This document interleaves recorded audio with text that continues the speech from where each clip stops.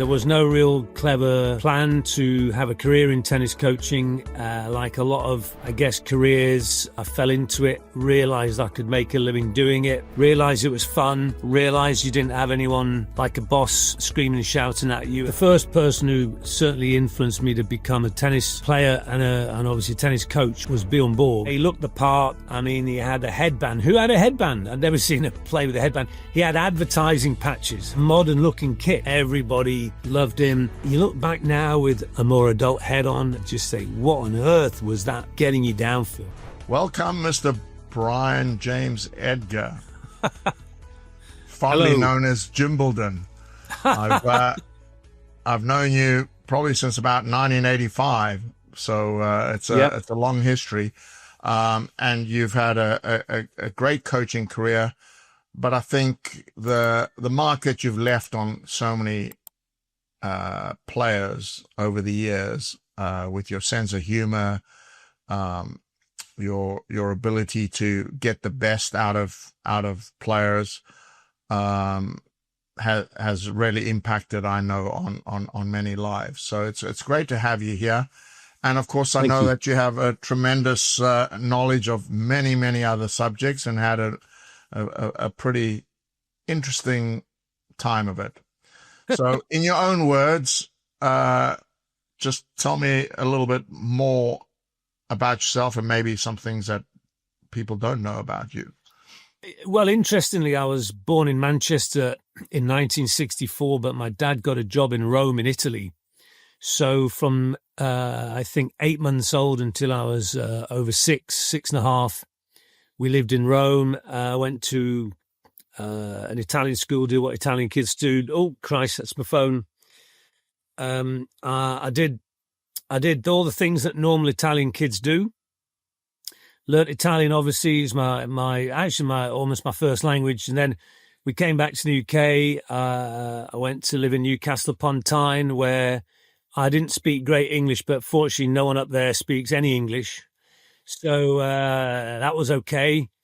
And I loved it up in Newcastle, having eventually got used to eating bad food and seeing bad weather every day.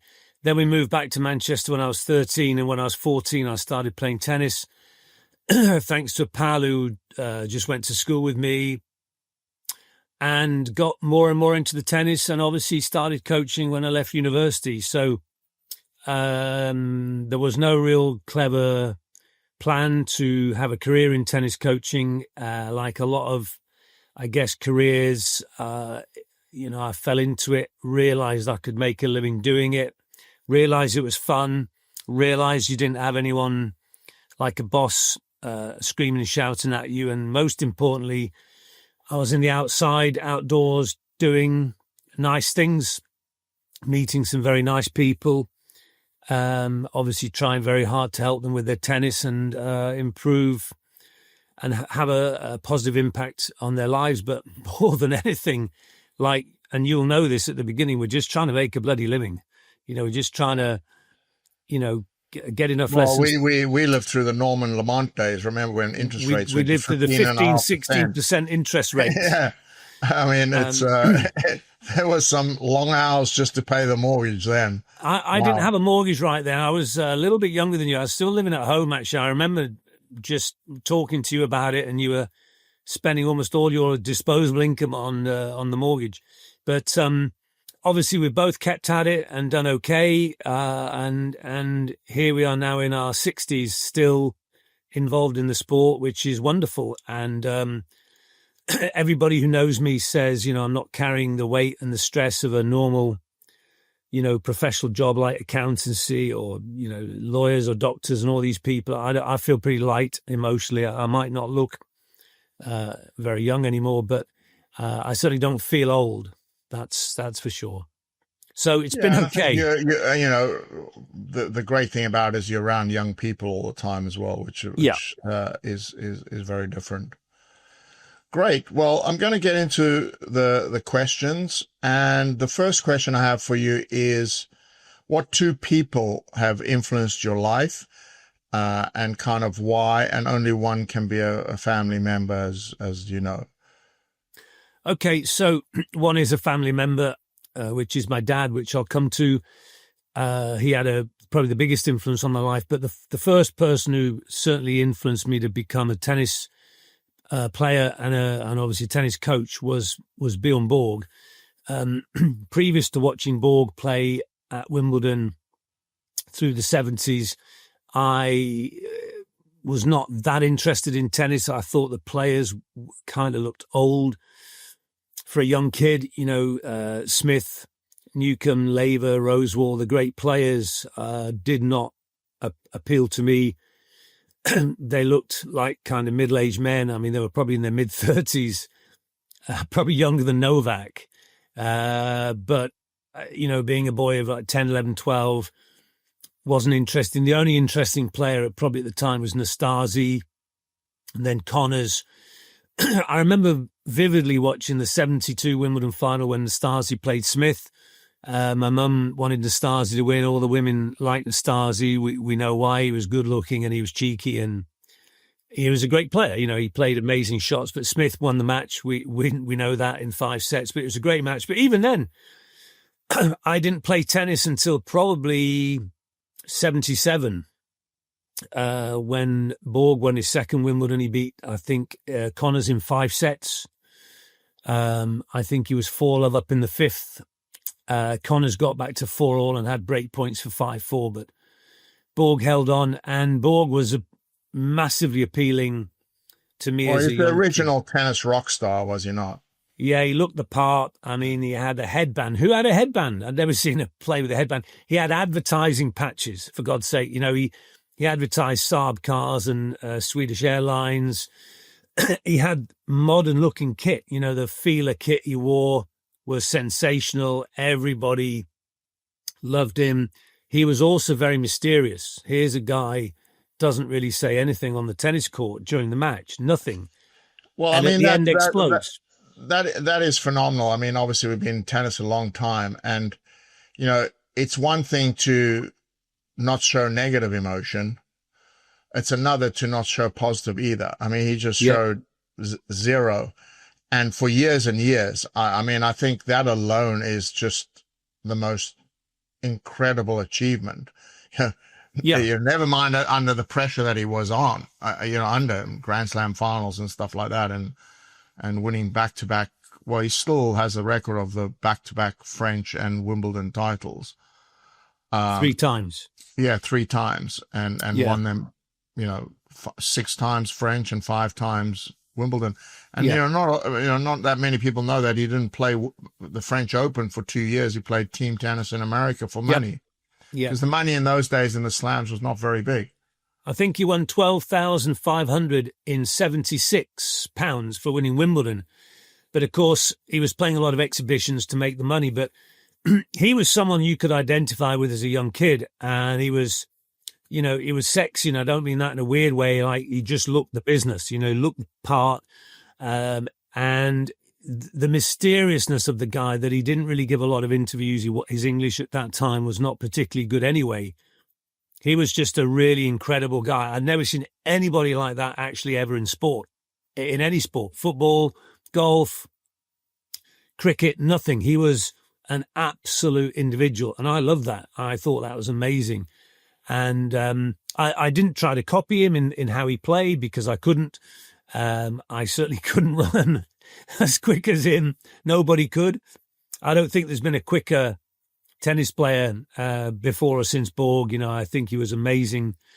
I remember in the Superstars event in 76, he beat the 100 meters Olympic hurdles champion over 600 meters flat by about 4 seconds, which and I think he could run an Olympic 100-meter qualifying time at the when he was playing. Possibly. I mean, he was an incredible machine, and I mean, he literally, as you say, I think he made tennis huge, and obviously the rivalry then with John McEnroe in this country in the early 80 and 81 made tennis. I remember Wimbledon not being such a big thing.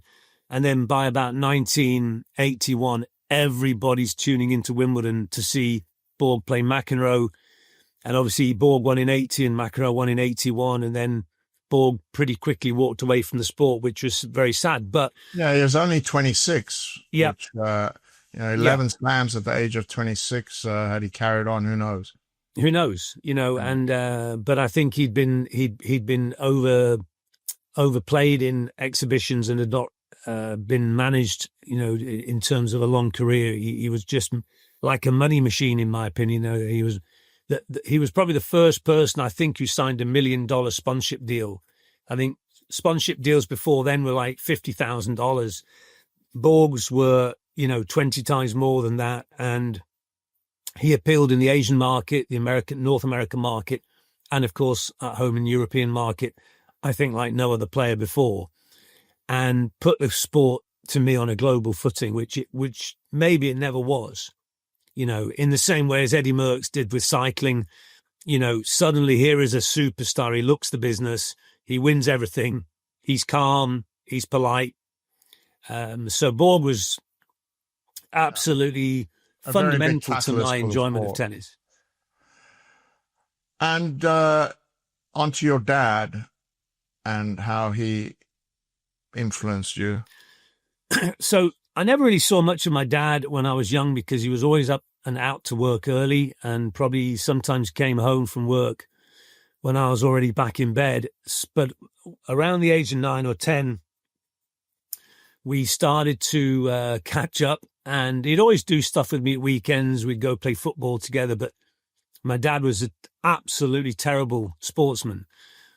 And I often wondered whether I was actually related to someone else. Maybe the milkman had been keen on ball sports or something, and had delivered more than the the semi-skimmed. But my dad was. You look too much like him, unfortunately. No, unfortunately, I look exactly like him. So my dad had been through World War II. He'd signed up. He went into the Royal Artillery, and he'd been through the invasion of Sicily in July 1943, and then Salerno, which is the invasion of Italy in September 1943, right the way through to the end of the war. And he'd won a military cross at a place called Comacchio for helping the commandos attack a German position way behind the line. In fact, it was their last fuel dump and ammunition dump in northern Italy. And once they had destroyed that, the Germans basically couldn't fight. So he'd obviously done very, very well in the war. He ended up coming out of the war as a major. Which is interesting because my dad, was a South African soldier and fought in Italy he was there at the same time, yeah. They may have met. You just don't know. We would never know, no. You never know, Yeah. So in about 75 and 76, we started hill walking together. We just went to the Lake District one day and started hill walking and spent all day together, driving there, doing maybe 6-7 hour walk, driving home. And he just started talking to me, and he was a very, very well-read, cultured person. He knew a lot about pretty much everything. He was a very good artist. We've still got his paintings hanging all around the house. He'd come home from work in the evening and then start painting. He's got about 600 classical music records, Mozart, Beethoven, you name it. He got me into appreciating fine art, which I never, ever thought I would. So I could tell you a lot about Jan Vermeer and stuff that most people won't even know about him. But, my dad, he knew everything about these people. And, and he was also very scientific. He got me to read about what people like Kepler and Galileo Galilei had done. And then obviously into the more modern era, people like Isaac Newton and obviously Einstein, and explained, I never realized we thought the sun revolved around the earth. And when Johannes Kepler said it didn't, I mean, that was, he was almost sort of burnt at the stake for those views. And then Galileo Galilei backed it up, and there was a movement of scientists. My dad knew all this stuff. But the big thing he instilled on me was, he had a very great moral code. So he always, if you ever asked your dad a moral question, what is the right thing to do here? He would always know. He would always give you the right answer. You'd always take the answer. You'd always follow the advice, and the advice always worked. It didn't always get you out of being in trouble if you'd made a mistake, but it certainly was the right thing to do. So his moral compass was very good, and he was unbelievable at map reading in the mountains. Because obviously he'd been trained in the artillery. He was at one time a forward observation officer, so he had to go into German positions behind the lines, go up a hill, and report on German positions with his wireless, and bring down fire on them from our artillery, or often our planes. Hawker Typhoons would rocket German positions after 1944, and so when we're in the mountains and the lakes of North Wales, we had such fun. He knew he could just point at a mountain in the distance, and he'd say on the map, that is this mountain, and that is this, and that is this. When you're high, the whole of the land is laid out for you, and my dad would know everything. In fact, he was also very modest, and I'll tell you a funny story. We were in hill walking one day in December with about 5 or 6 of his friends, who are all very, very successful men, mostly millionaires. One was Neil Hyde, who ran a brewery in Cheshire, a very, very successful, bright man, Hyde's Breweries. Some of his friends were solicitors and doctors, and they were very high-powered people, and I was fortunate. I was about 16. I just came along because my dad never went walking without me. And we were in the mountains in the Lake District in December, and it started snowing, and we got in a blizzard up high until you couldn't even see what was sky, what was ground. All our tracks were filled in, and pretty quickly we lost all our bearings. So we decided we'd have to find a way back to the car. We'd been up probably 3 hours up in the mountains. So my dad just got out the compass, got out the map, and he said, right, this is where I think we are. This is the direction we need to take. And everybody goes, no. I was like, he never told them what he did in the war, by the way. He was so modest. He never boasted. So I'm like, what the hell are you people thinking of? My dad will get us down safely, and it's cold. We're in a blizzard. It is horrible. They're all like, no, we need to go. And they pointed in exactly 180-degree opposite direction of my dad. So then a big kind of row ensued between all of these folk and my dad. And eventually one of the guys said, well, look, we're going to go. Are you going to stay with your dad? I said, of course. You guys haven't a clue what you're doing. This guy was a forward observation officer in World War II. He knows how to read a map and a compass. What do you do for a living? The guy's like, I'm a brain surgeon. I said, well, I don't see any brains here right now. I said, we're in a mountain. So, cut a long story short, they all went their way and we went our way. And we never saw them for the rest of the day. We got down to the car. Took us quite a while, 3 hours. The car was parked at a pub. We went and had something to eat in the pub. We rang my mum, told my mum what happened in case their wives rang them. This is obviously before the days of any chance of a mobile phone. And we drove home. They arrived back the next day. They'd ended up in the wrong valley at about 4 a.m. and had to get a taxi back to where their car was, near Keswick. I mean, you couldn't write it. Anyway, next time we went out with them, they were eating a lot of humble pie. And anytime there was an issue about which is the right way to go, they said to my dad, John, tell us where we are and tell us where we're going. And he was like, happy to oblige. But it is amazing it's amazing to me that you wouldn't listen to somebody like that. But anyway, they're all alive. Nothing awful happened. So, so my dad, I mean, I loved the time with him. We probably did 15 years walking together. We had some brilliant times, climbed some of the big mountains in Scotland. And your passion for walking remains to this day. Oh, absolutely. I was up in the Lake District last weekend. Whenever I wake up and the sun is out and it's a nice day, I'm always twitching, thinking, should we go for a walk today? If I've got no tennis coaching on. So yeah, I mean, and he had spent his whole life in the war in Italy in the mountains, because Italy is a mountainous country, and he just loved the mountains, you know.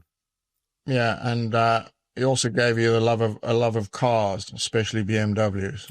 Well, Well, the he was an BMWs is Alfa. yours. He was an Alfa Romeo guy. Yeah. We always had Alfa Romeos in Italy, and he loved them. But yeah, he could get a car home from the dealer, and then he'd have the engine out, and he'd have it, he'd have it in the garage, and he'd start improving it. He'd go, "Oh, I can't believe we've got these spark plugs. These are better." I mean, literally everything we get a telly. He'd have the back off, putting in different transistors. I mean, everything that you could imagine anybody. Yeah, he said, if I can mend a Crusader tank in the desert that's engines full of sand, I can fix any car, and he could. He was an incredibly gifted human being, actually. Mm. Yes. Well, I mean, I was lucky enough to meet him, and he was also a very good storyteller, like you are. So I think you got that off him. Maybe who embellishes more? I probably got the edge on embroidering stories. Maybe my dad was too honest. Yeah. Great stuff, Jim. And what event would you say, if you look back on your life and, had, maybe a change of direction for you, or a real impact on your life? Yeah, that's an easy one. I mean, when I was 18, I went to university. I was still very immature. I didn't really do much work. I always just got by on bluff, and I was always pretty good at exams. I think there's a knack to doing well in exams, whether you really know enough or not. I always seem to get enough, and I had no ego about getting A's or being really good at anything, actually. And I took the same attitude with me to university when I started doing a single honours degree course in geography.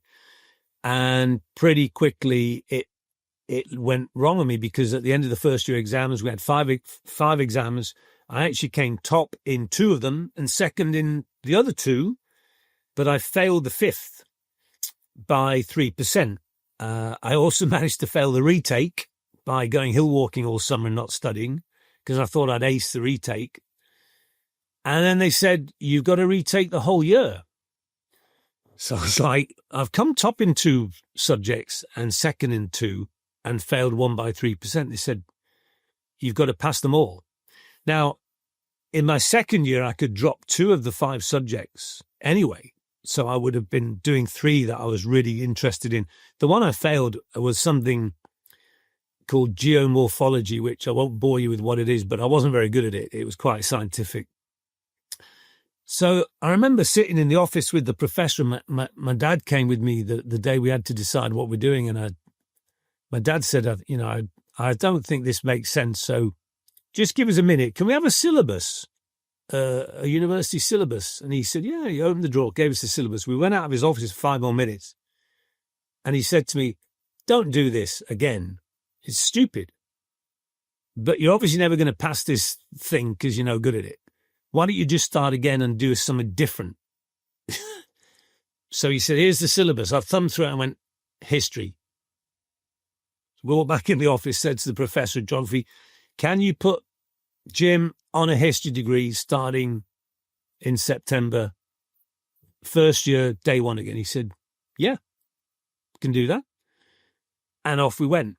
And that really woke me up as to, now you've got to start actually achieving what you're capable of. You've got to push yourself. You've got to make yourself do the stuff you don't want to do, which I'd always managed to academically sidestep and get through by bluff. And I found I was really interested in history. I didn't even do it at A-level, actually, but I was really interested in modern history particularly, and I got into George Orwell and loads of things that have become lifelong interests. My history lectures were amazing, and I had one particular, I'm going to mention her. Her name she was a very intelligent lady from Poland originally, called Sally Sokoloff, who has written a lot of books, and she's impressed on me that, I'm not going to take any rubbish from you. You're going to have to do the best you can. and I'm going to mark you like you're a proper adult, even though you're 19 and you're still a baby and you behave like a baby. I'm going to make you into a bit of a man. And I was like, oh, right, okay, you can do this. And she did. If you were a minute late handing a piece of work in at her office on a Monday morning, it was a 0. It was just, she didn't even look at it. So you had to be there. You had to have done the work. And I've still got every one of the essays I did for her. And her comments at the end were brilliant, brilliant, brilliant, really helpful, really insightful. She actually read every word you wrote. There was no putting it through AI. And these essays are written by hand. There's none of this nonsense on the computer with, Chat GPT, whatever it's called, correcting everything and spell check and thesaurus. You had to do it. And she corrected every spelling mistake every time you wrote Bismarck's name wrong, forgot the C before the K. Every time you wrote Adolf with a PH instead of an F. She was on it, and she was brilliant. And she hauled me up from being a okay student to actually ending up top of the degree course at the end of the third year. I actually got the class prize, which this will make you laugh. It was a £10 book token, which I spent on a book on how to coach tennis. So unfortunately, I didn't buy any historical works. But that was probably in terms of making me grow up and realize that, look, university and redoing a year is pretty tough. And I think it's interesting your dad didn't try and argue for them and find a way to get you in second year. It was just like a fresh start.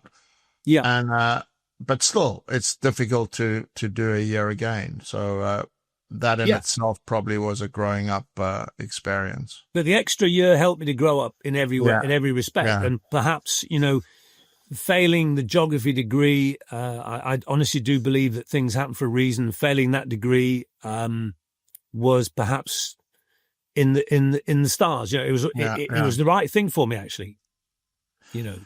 My last question for you, Jim, is, what lesson or concept or anything would you have liked to have known, and at 20 years old that you didn't know? Yeah, well, it's a few small things, I guess. Nothing probably massive, but first of all, don't try too hard about worrying about your image or how people perceive you or anything like that, because I think young people get wrapped up in kind of looking right and sounding right and listening to the right things, and try to be an individual, try to be authentic to yourself. Don't let little things irritate you and knock you off course. I remember when I was 19, 20, just some little thing would happen in the day, like maybe someone would say something or something stupid would happen, and it'd really upset you and knock you off. It'd affect you, be in your head. And honestly, you look back now with a more adult head on, and with the experience and the wisdom that we have with age, and you just say, what on earth was that getting you down, Phil? I mean, it's interesting you saying that, because when I think back at university, which I had an amazing time, it was absolutely fantastic. However, small little dramas that would happen within your community of friends and everything like that, or and if I think about the amount of time and energy you'd spend discussing this small incident, blowing it up out of all proportion, and when the whole world wouldn't have cared a damn about it, and it was just really a nothing. But if I look back, a lot of energy is spent, analyzing stuff that is just so unimportant. But I suppose, it's part of the growing up process. And the question that comes to mind is, as a coach, is there any way of kind of getting this message into younger people that, you know what, comparing yourself to other people, to, and wanting to conform to everything, is, and even some, I've come across, younger people that are trying to be rebellious, but in their rebellion, they're kind of almost within a typecast that is like, it's almost like a fake rebellion type thing, which a lot of kids are in, if you know what I mean. So Yeah. it's just, because obviously, I've got grandkids and I work with a lot of young players just like you do, is I've not come across a way to, they hear the words and they say, yes, they understand, but their actions show that they're still very, very bothered about their image and how people perceive them, and worry about very, very small things. I don't know if you got a little life hack to help. I mean, I'm not that good to be able to fix those things, but I would say, first of all, you keep dripping the message in a calm way. And as you well know, there is going to be a time when their ears are much more open than other times. Sometimes they're closed off. They won't, they're not receptive to good information. So there will always be a moment when you have a chance to make a difference. But I think also to try to get people to be authentic, I think is really huge, and it explains to them what that means in terms of their personality and themselves. And then I think just to cut in there for a second is you did say how much you admired Borg, and Borg was responsible for you to play tennis and actually ultimately responsible for your career in getting you into your career. Mm-hmm. Yet you didn't try to copy him and wear a headband or play tennis like him. You became Jim Edgar, the tennis player, Jim Edgar, the coach, and still did it your way. So whilst you admired and respected and followed so much of what he did, you still forged your own way of doing things. And I think that's a valuable message in itself, is that you can admire people and respect them and learn from them, mm-hmm. but still do it your way. Yeah, and you can be inspired by anybody. Doesn't mean you want to follow their path. I was inspired by Reinhold Messner, who climbed Everest without oxygen. I think the guy's amazing, probably the greatest mountaineer in history. I don't want to climb Everest. I like to be under my duvet at night. And Borg was the same. What the hell was the point in trying to emulate Bjorn Borg? There was 100 clones out there, as you know, with the Donny Allwood racket and everything, and they grow their hair long and they get the headband and they buy all the gear. But you look an idiot playing rubbish tennis. In fact, I would argue also Borg was almost impossible to copy. The shots were so different. Probably the serve was the only shot that was technically sound. But, I think it's important to be authentic. I would have loved to have sung like Elvis Presley, but I didn't sing like him and I didn't look like him. And I wasn't from Tupelo, Mississippi. So I can listen to the records and sing along with them. It doesn't mean, you want to be Elvis. It's a waste of time. But I think young people have a massive challenge. Everybody has their unique path, and yeah, it is impossible to emulate anybody anyway. You can emulate little bits, but at the end of the day, they're different people completely.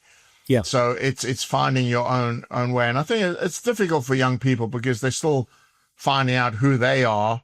Yeah. And having to navigate the world, and of course there's comfort in conforming, because that's like a duvet over you.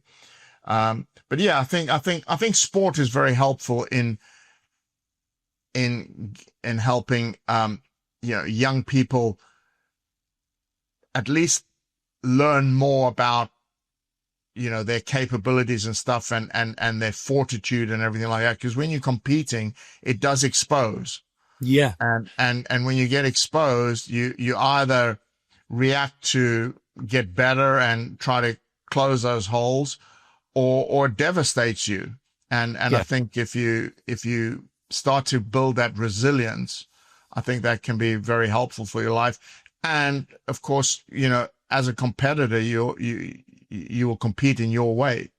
Yeah. And maybe sport is a very healthy way to just, I suppose in a way, start to forge your own path. Yeah, there's nowhere to hide. It's a great leveler, isn't it, sport? And you have to accept that in sport, especially in a game of tennis, there's only 50% of you win. And you got to deal with the rest of it. You got to be authentic. There's no way around that. So You people who can't play bluff your way tennis, to the top. Sorry? You can't bluff your way to the top. No, you can't bluff. No, I mean, I think, that's the great thing is, you can't buy success. No. Money for sure can open opportunities, but you still got to be able to be good enough to take them. Yeah. And I think that's important. Any last words you want to add, Jim? No, it's been really interesting. I was just thinking while you were talking then, what would I say to my 20-year-old self? It would be kind of maybe embarrassing to meet such an immature person. But I don't think I've changed in my personality or character-wise in many ways, but certainly, you would be looking at someone who's probably just an unformed part of you. And maybe in 20 years' time, I'll look back at this interview and say, my God, I would do it differently now. But I think that's just what happens with age, isn't it? It's you the process. You don't know what you don't know. I mean, no, exactly. And the thing is, there's only so much that you can learn from books and other people. I do encourage, I think, reading and talking to people, and that is very helpful, and trying to become self-aware.